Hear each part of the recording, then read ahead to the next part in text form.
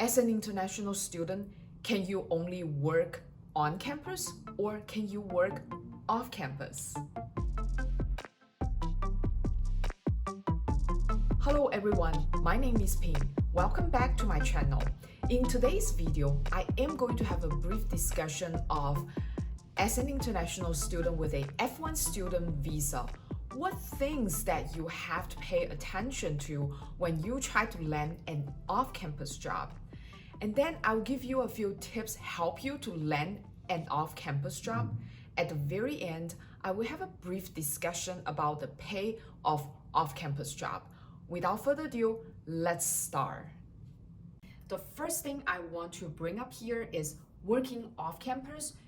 You have to finish your first academic years.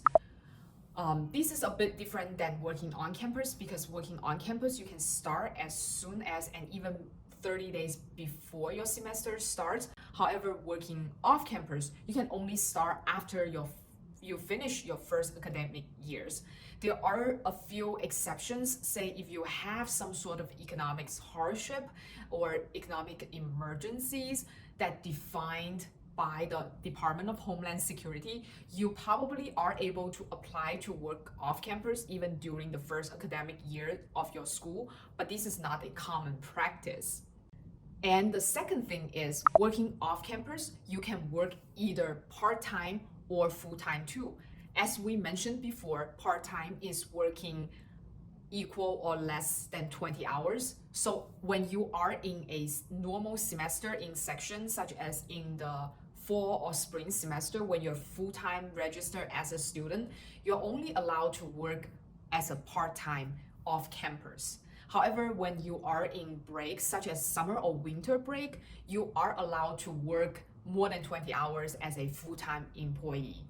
The third, working off campus, despite you're working either part-time or full-time, you are actually allowed to work for more than one employees. There are three things you have to pay special attention to when you are trying to work off campus. The first one is the job you're getting off campus has to relate to your major. That means, in a simple term, that if you are an engineer student, you cannot go off and becoming a performance art artist, or if you are working in business school, you cannot just go to a mechanic shop and tell them, I want to learn how to fix a car as my part-time job. And the second thing is you have to maintain a great relationship with the designated student officials. The DSO is a very important contact you're gonna have on campus because they're gonna be your connecting point to process your paperwork and give you legal advices. And the third part is also the very important part is you have to understand CPT and OPT.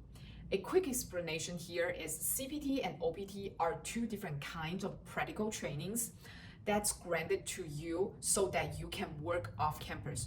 You can think of them as an permissions on top of your F1 student visa. It is not gonna change your F1 student status. CPT stands for curricular practical training, so it is related to your current curricula. You have to register class before you can gain CPT to allow you to work off campus. OPT is optional practical training, so it is not related to your class or course. You can choose to either use your OPT during your semester or your program time or after your program time. There are a lot more details you need to know about CPT and OPT before you go and apply for an off-campus job. I created a separate video talking about the ins and outs, including the application process of both practical trainings. I will leave the link in the comment section down below. Please go watch it. It will be very helpful. So what are the tricks and tips that can help you to land an off-campus job? The first thing and the most important thing when you're trying to land a full-time job is the N word that we all don't want to hear, but it is very important, and that is networking. Networking can be really hard for international students, especially if you are not accustomed to the American culture. I would say when you're networking, don't try to think of like you are begging and asking for a job.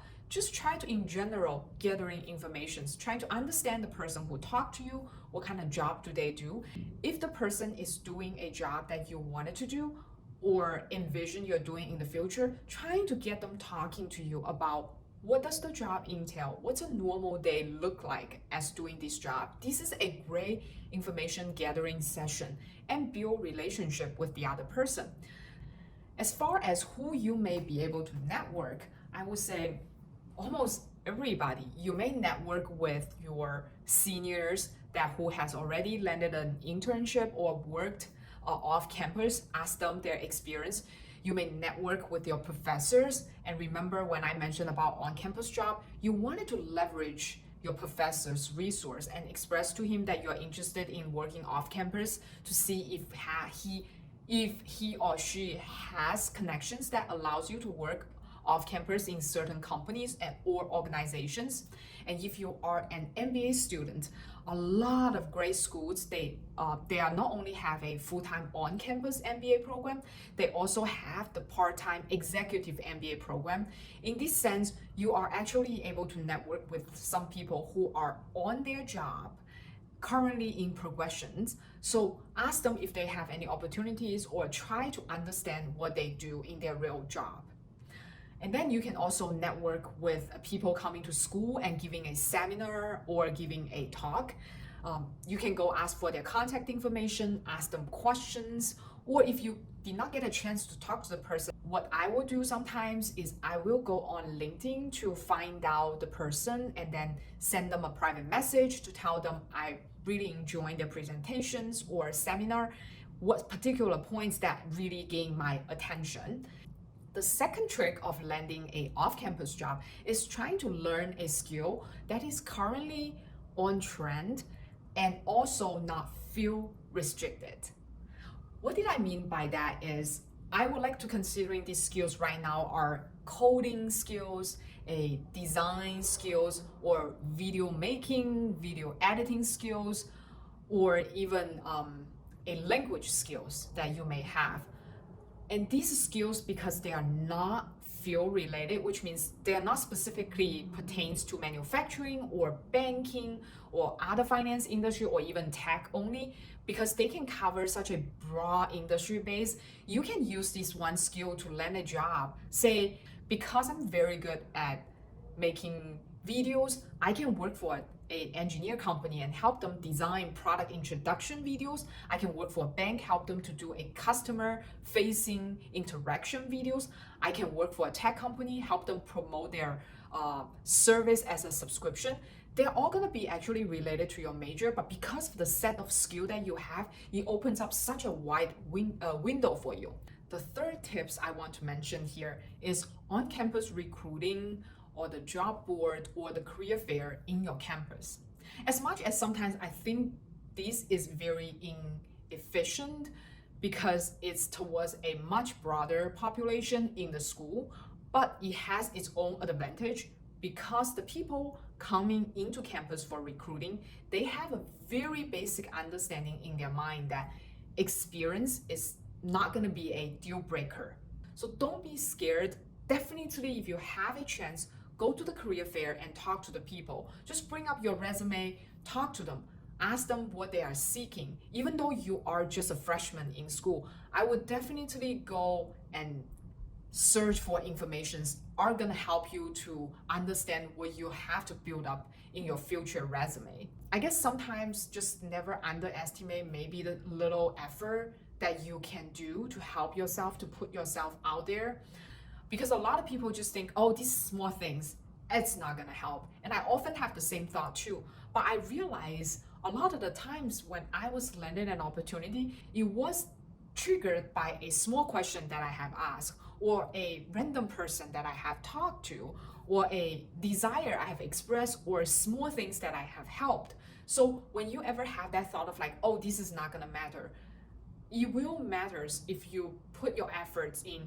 Maybe you don't strike all 50 times, but even if you can strike one time, I think that is very helpful. And you actually only need that one time to help you to land a job. And let's talk about the pay of off-campus job. A off-campus job typically pays higher than an on-campus job without the consideration of if you are getting a research assistant, teaching assistant, that you may have the tuition waiver. So purely just by hourly, it pays higher. But it does not come with the benefit being a full-time employee, such as the 401k, the benefit of healthcare. You won't get those.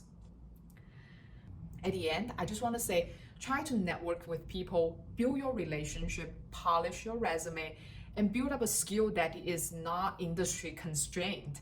And we all know the best time of doing this was yesterday, but the second best time is now. Regardless if you want an on-campus or off-campus job, I wish you the best luck. Bye. Hi everyone, this is Ping.